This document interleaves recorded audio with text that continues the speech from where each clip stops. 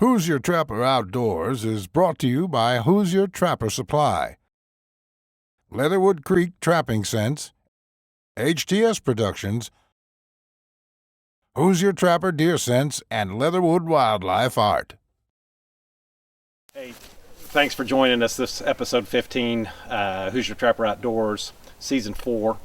We are back in Arkansas, and glad to be here. Nice day. This is our first day setting, and on this episode we'll show our first check day. So, you know, good, bad, or whatever, we'll show it. And so far we've got 16 sets out. Got a lot more daylight to go. Yep. We've got a new vehicle. Jake's gotten pretty big over the years, so we can't ride in a single cab truck anymore very comfortably. So we got a crew cab. And for those of you that came by and said, hey, I appreciate you guys driving an old pickup, that truck's still going. Jake's driving it to school. It's got 240,000 miles on it. And this one, I guarantee you, will probably drive till it's got 250,000 miles on it, assuming it holds up. So, anyways. Keep it going. That's what's up. Yep. Yeah. Yep. Also, too, we want to mention the next show you'll see for episode 16, there's going to be some highlights of a different trip outside of Arkansas. We're going to go to Mississippi for the first time. So we're real excited about that trip. Our buddy Lee Hughes down in Louisiana got contact. He called us up and said, hey, I got plenty of ground, so we're going to take that offer. So you'll see the majority of this Arkansas trip and the Mississippi trip in Season 5. But we'll hit you up with... Right. But we'll show the first check day for this episode of 15, and then of show 15, and then the first check day in Louisiana for the final show. Mississippi. Mississippi. It's on the border. Yeah. Same one. Yeah. That'll be our final show for Season 4, episode 16. So. Yep. And I may or may not be there. We'll see what happens, but I do have school, so. Yeah, Jake's. We do get an extended time because Jake's in college now, so we got a longer time to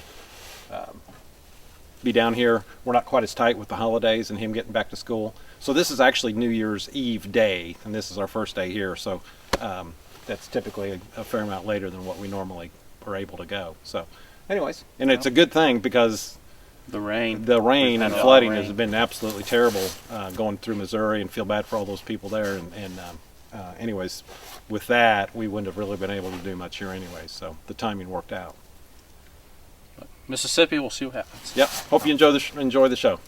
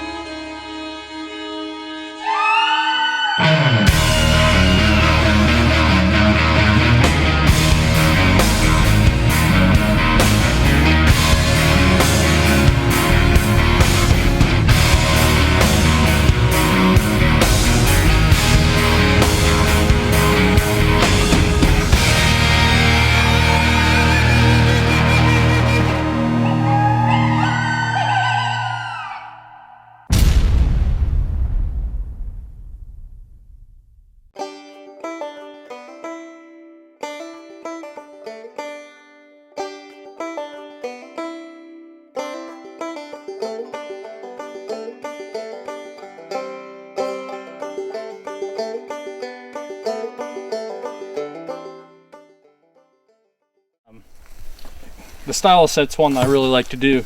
I call it a grass set. I take just grass and I like to bend it, pull it straight, and weave it behind the set.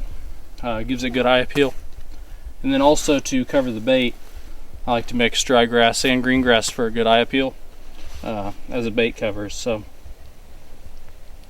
seems to work. All right, first day of setting traps, first day down here. Set 40 sets even. So pretty good day considering we got a little bit of a late start by the time we actually got down here. But, so pretty good day. We worked off of history. We worked off of locations that we have produced in the past. So we didn't do any what I would call just, you know, cold setting or whatever. Everything we've set are locations that have worked. So everything that we set today, we've set, you know, we've run those same roads before, so no new territory. We will get on some new roads that we haven't been on before. but to be honest with you, we're running out of those kind of roads. So we've covered a lot of this area. So, anyways, good to be back down here, and as you can see, we have a new truck. We have a new vehicle. Justin sitting in the back. It's where he belongs. So much more room. Much more comfortable. So, anyways, that's it. We'll see what happens tomorrow. Let's go get some food. Yep.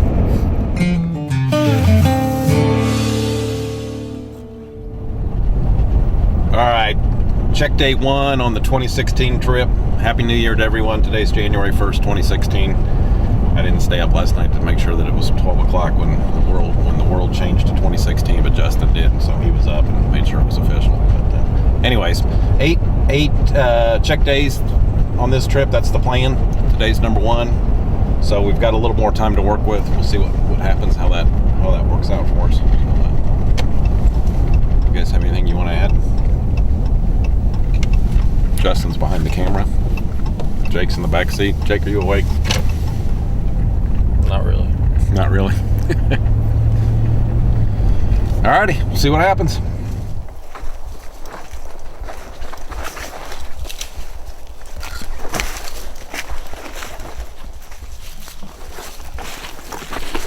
All right, every year this set produces another gray fox right here on our pine thicket. Seems to be a good all-around good spot every year. So I think this set was. No, this set didn't catch the cat last year.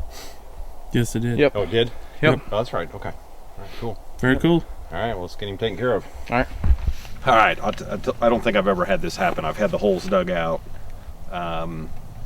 This is definitely unique, and also testimonial to how good the top dog bait is. That hole is dug out, eaten. This whole area is dug up. In the process of all that, whatever did this, I can't see a distinct track.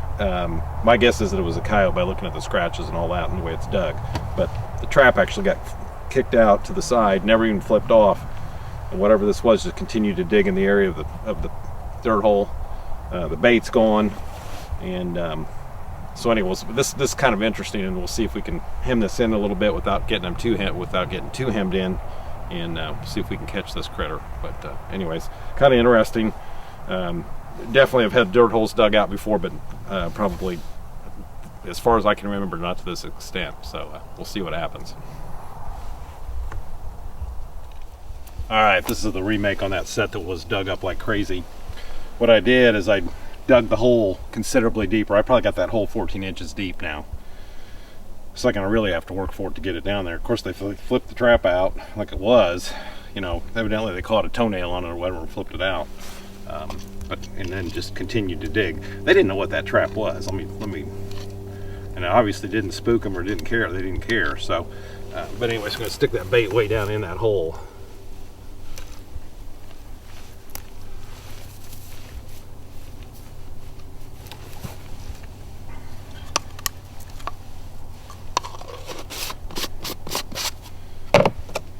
And what I did, as you can see, I put some rocks here on the back end that keep this kind of stuff from happening, hopefully push him around to this side. And you know, sometimes I wonder if this was just kind of blind luck. They just wanted the bait and they're just random digging, they're just going crazy. Or if they had seen a dirt hole set before and they knew how to come in, which I kind of doubt, to be honest with you. So I got the rocks back here in the back.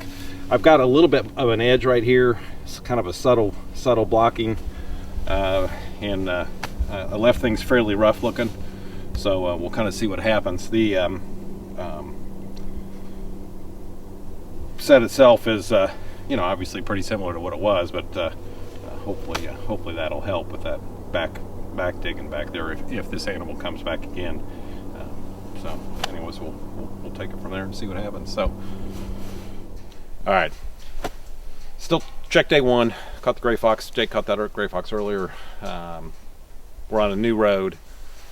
First location on this new setup here, or on this new road, is we got a coon, which we're, you know, as we've said over the years, not used to catching them here. That typically we just don't catch hardly any of the coon, possum, that kind of thing. So little surprised to see him. But anyways, we'll take care of him and move on. Of course, the coon prices are non-existent. You know, we're basically at a standstill on the coon market presently, but it'll get better. What we're doing on this stuff, we get asked all the time. You know, we're going to go home. We'll put this thing up. You know, scrape it, stretch it, and dry it.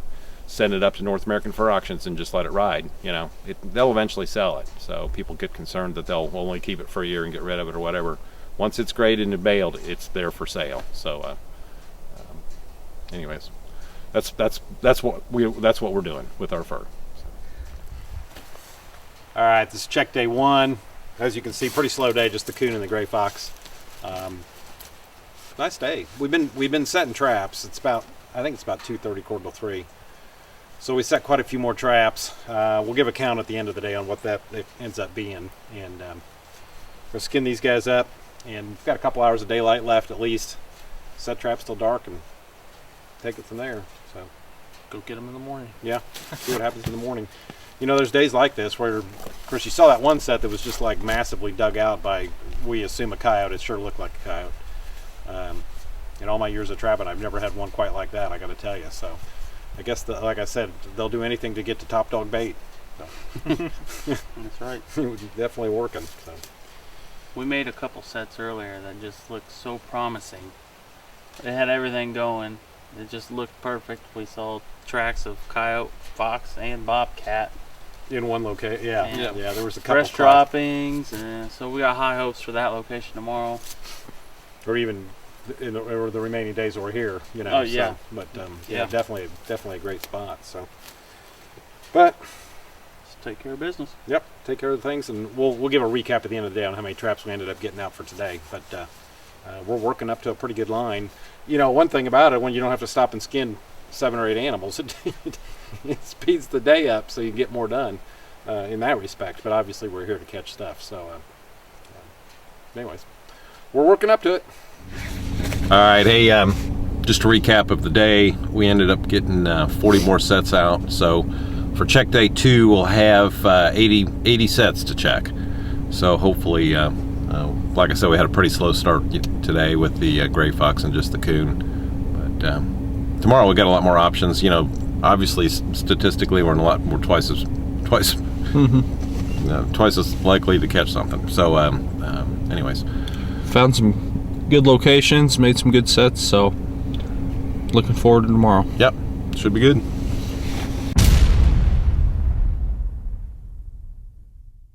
All right, for this product highlight, talk about these bucket bosses.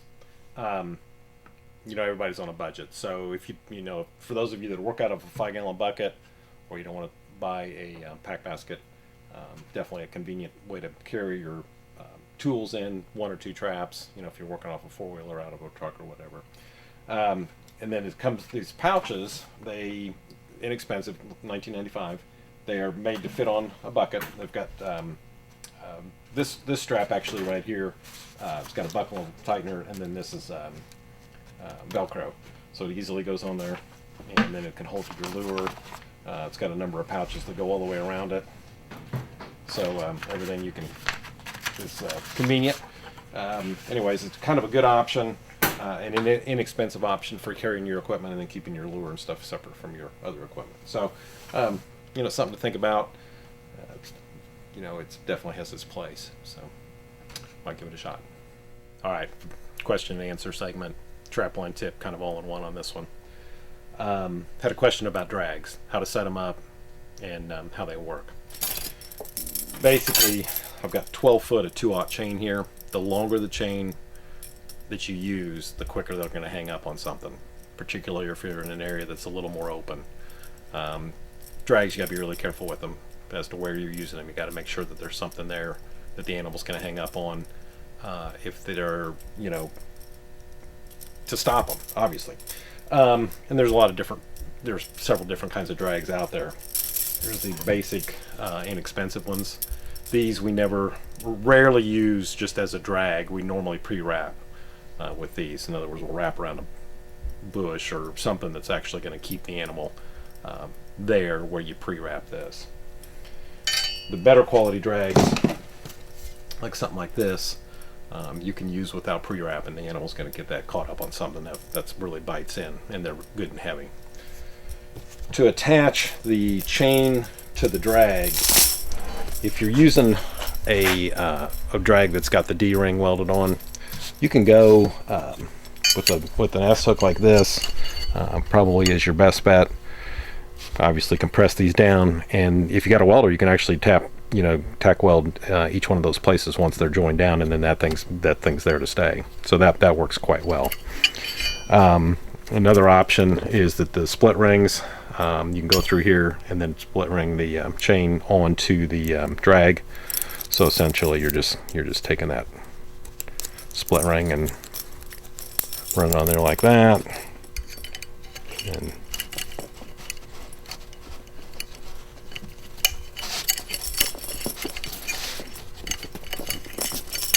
so then you're attached. But the S-hook works quite well on this, and you don't have to worry about the split ring getting sprung out.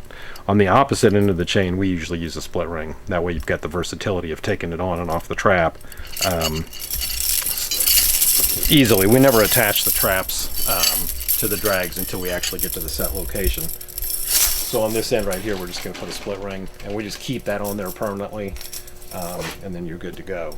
Now, as far as this drag here, this is 3/8 rod. So to take a split ring and attach it on there, you're actually springing it out too far, and typically they're not going to. You're springing it so far that they don't bounce back all the way. So that I don't recommend that at all. Pretty risky. So something that's pretty simple that we've been doing is just running that through like that, and then we put our split ring here and then on here, and then it's fastened. Outside the split ring, you can take an S-hook and put it on here and then attach it together like that. It doesn't quite give you as much versatility in terms of taking it on and off, but on this end of the drag, you don't really need that. It's more on the other end. So one thing I do not recommend are these types of snap hooks like this. There's not we sell these, and there are people that buy them. You got to be really careful with these. Well, there's a lot of things that can compress that open, and then just the animal would be gone. So this right here has no place with attaching drags or anything like that, particularly in this setup. On a drowning scenario for water trapping, there probably are some uses for this, but definitely doesn't have its place on the drag setup. One thing too, this is 2/0 chain. We've had questions about that as well. If it's adequate for a snare, if it's adequate for a drag, it's just fine. We've never had any problems with it. We've never had it break. We don't even hardly ever have it bend. So, all your equipment you always got to look at, maintain the maintenance of it, keep it in good shape. The thing that you do have to check your split rings to make sure they don't get sprung out. The machine chain, like this right here, is heavier duty than the twin loop, and we do use this on drags as well. One nice thing about this right here is that when you wrap it around there, it's much smaller. It's much more compact. So 12 foot of this doesn't take up the space that this type of chain does on this shaft of the drag. So when we're storing our drags, we're just wrapping this around here like this until we have all the chain wrapped up, and that's how we're keeping our drags. So, but anyways, that, like I said, it's kind of a trapline tip, and also a question to a trapper that written into us. So hope that helps. All right, our new catalog, our 2015-2016 catalog is available. It's got everything you need in it for trapping, fur handling. It's got our line of deer hunting scent in there. So if you'd like one, just give us a call. We'll be glad to take your information over the phone. You can certainly contact us through our website and request a catalog through there by way of email, and we'll be glad to send you one. You can actually print your own catalog through our website as well, if you want to do something like that. Be sure to follow us on Facebook, on Instagram, and on Twitter, and that'll keep you kind of up to date as to what's going on. Join us on March 4th for the season finale of Who's Your Trapper Outdoors.